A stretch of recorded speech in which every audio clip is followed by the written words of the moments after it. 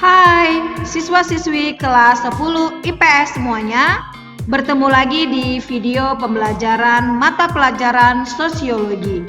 Minggu ini kita akan melanjutkan video pembelajaran yang kedua, masih dari bab 3, ragam gejala sosial dalam masyarakat Indonesia. Persiapkan buku textbook kalian, halaman 119 sampai 129. Kita lanjut dengan pembahasan perilaku menyimpang. Penyimpangan adalah segala macam pola perilaku individu maupun kelompok yang tidak berhasil menyesuaikan diri terhadap kehendak masyarakat. Suatu perilaku akan dianggap menyimpang apabila perilaku tersebut dianggap tidak sesuai dengan nilai-nilai dan norma-norma sosial yang berlaku di masyarakat. Definisi perilaku menyimpang menurut beberapa ahli adalah sebagai berikut. Yang pertama menurut James W. van der Zanden. Perilaku menyimpang adalah perilaku oleh sejumlah orang dianggap sebagai hal yang tercela dan di luar batas toleransi. Menurut Robert M.Z. Lawang, perilaku menyimpang adalah semua tindakan yang menyimpang dari norma-norma yang berlaku dalam suatu sistem sosial. Secara umum, yang digolongkan sebagai perilaku menyimpang oleh Narwoko adalah sebagai berikut. Yang pertama, tindakan yang non-konform, yaitu perilaku yang tidak sesuai dengan nilai-nilai atau norma-norma yang ada. Yang kedua, tindakan yang antisosial, yaitu tindakan yang melawan kebiasaan masyarakat atau kepentingan umum. Yang ketiga, tindakan kriminal, yaitu suatu tindakan yang melanggar norma-norma hukum. Menurut Edwin Lemert, perilaku menyimpang dapat dibedakan atas dua bentuk, yaitu perilaku menyimpang primer dan perilaku menyimpang sekunder. Perilaku menyimpang primer yaitu penyimpangan yang dilakukan seseorang, akan tetapi si pelaku masih dapat diterima oleh masyarakat. Perilaku menyimpang sekunder yaitu berupa perbuatan yang dilakukan seseorang secara umum yang dikenal sebagai perilaku menyimpang. Berdasarkan sifatnya, perilaku menyimpang juga dapat dibedakan atas dua jenis, yaitu perilaku menyimpang positif dan perilaku menyimpang negatif. Perilaku menyimpang positif yaitu perbuatan yang tidak sesuai dengan norma pada suatu kurun waktu tertentu, tetapi akhirnya membawa dampak positif terhadap masyarakat. Perilaku menyimpang negatif yaitu perbuatan yang memang tidak sesuai dengan norma yang berlaku dan berakibat buruk serta mengganggu sistem sosial. Faktor penyebab terjadinya perilaku menyimpang dalam masyarakat adalah sebagai berikut. Yang pertama, longgar tidaknya nilai dan norma. Ukuran perilaku menyimpang bukan pada ukuran baik atau buruk, melainkan berdasarkan ukuran longgar tidaknya norma dan nilai sosial. Norma dan nilai sosial yang berlaku di suatu masyarakat akan berbeda dengan norma dan nilai sosial yang berlaku pada masyarakat lain. Yang kedua adalah sosialisasi yang tidak sempurna. Proses perilaku menyimpang berasal dari lingkungan primernya. Contohnya, proses sosialisasi seseorang anak diawali dari sebuah keluarga kecil. Orang tua yang tidak mampu menjaga konsistensi antara ucapan dan tindakan sehingga tidak dapat menjadi sosok teladan bagi anaknya. Yang ketiga, sosialisasi subkultur menyimpang. Perilaku menyimpang yang terjadi karena mempunyai nilai-nilai dari kebudayaan yang lain.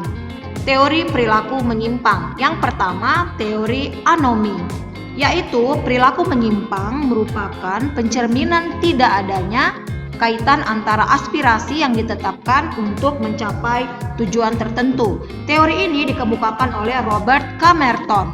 Yang kedua, teori differential association, yaitu penyimpangan bersumber pada pergaulan yang berbeda. Teori ini dikemukakan oleh Edwin Sutherland. Yang ketiga, teori kontrol. Perilaku menyimpang merupakan hasil dari kekosongan atau tidak adanya pengendalian sosial. Teori ini dikemukakan oleh seorang ahli bernama Travis Hirschi. Yang keempat yaitu teori labeling. Seseorang dapat menjadi perilaku menyimpang karena adanya label atau cap yang diberikan oleh masyarakat. Teori ini dikemukakan oleh Edwin Lemert. Dampak negatif perilaku menyimpang. Yang pertama, terkucilkan. Umumnya dialami oleh pelaku penyimpangan individual, contohnya pelaku penyalahgunaan narkoba, penyimpangan seksual. Yang kedua, terganggunya perkembangan jiwa. Secara umum, pelaku penyimpangan sosial akan tertekan secara psikologis karena mengalami penolakan dan pengucilan. Yang ketiga, adanya rasa bersalah. Sebagai manusia yang merupakan makhluk berakal budi, mustahil seseorang tidak merasa bersalah. Yang keempat, terjadinya kriminalitas. Yang kelima, terganggunya keseimbangan sosial. Dalam suatu penyimpangan, ada ketidakseimbangan posisi antara pelaku dan korban. Yang keenam, pudarnya nilai dan norma. Apabila pelaku penyimpangan tidak mendapatkan sanksi yang tegas dan jelas, maka muncullah ketidakpercayaan pada pelaksanaan nilai-nilai dan norma yang ada di masyarakat. Berikutnya adalah dampak positif penyimpangan sosial. Yang pertama, mengklarifikasi batas-batas moral dan menegakkan norma. Tanpa adanya perilaku menyimpang, suatu kelompok tidak akan pernah bisa mengetahui sejauh mana nilai dan norma itu efektif. Yang kedua, menguatkan keutuhan kelompok. Perilaku menyimpang mengakibatkan timbulnya rasa solidaritas di antara anggota-anggota kelompok yang menghadapinya.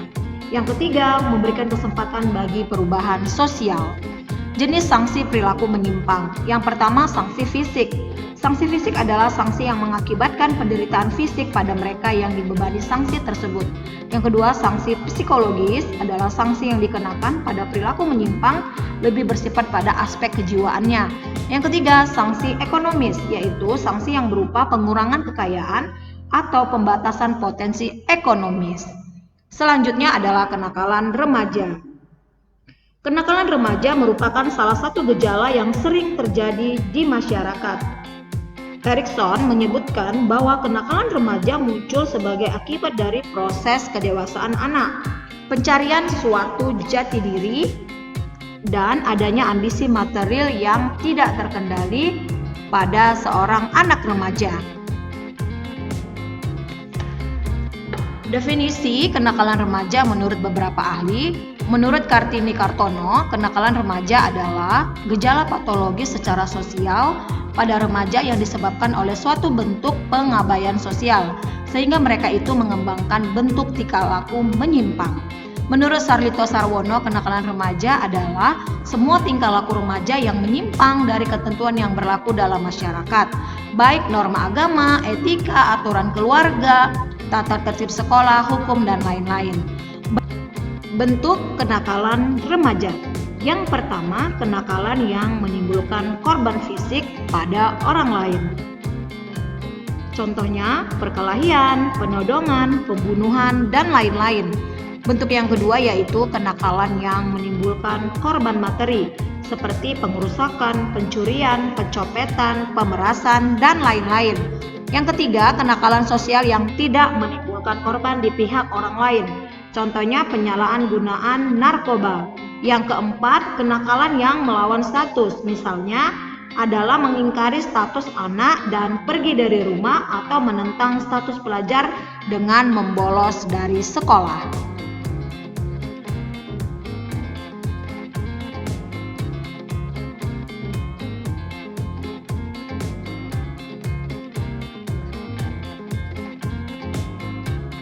Penyebab terjadinya kenakalan remaja.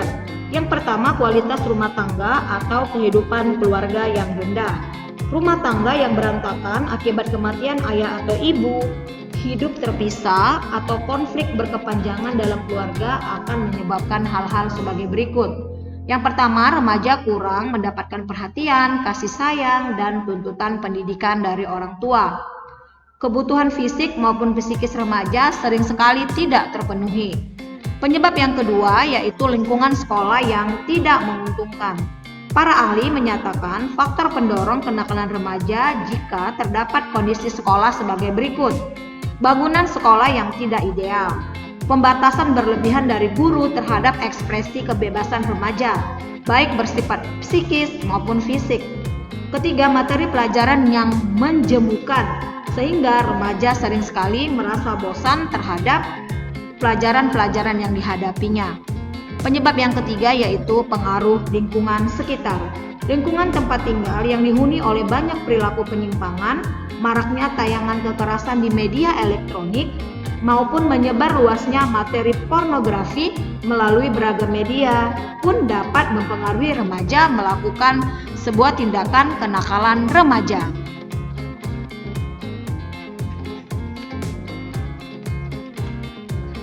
Kenakalan remaja umumnya sering dilakukan dalam bentuk suatu kelompok yang disebut dengan geng. Menurut pendapat Libon, geng berperilaku seperti kerumunan, yakni sekumpulan orang yang mempunyai ciri baru yang berbeda dengan ciri individu yang membentuknya. Perasaan dan pikiran seluruh individu dalam kumpulan orang tersebut memiliki visi dan tujuan yang sama, bahkan dapat membuat kesadaran individu menjadi lenyap ketika berada dalam kerumunan tersebut. Demikian video pembelajaran untuk pertemuan minggu kedua kali ini. Jangan lupa untuk mengerjakan latihan yang sudah Miss post di Edmodo dan mengumpulkannya selalu tepat waktu. Sampai jumpa pada video pembelajaran minggu depan. Bye-bye.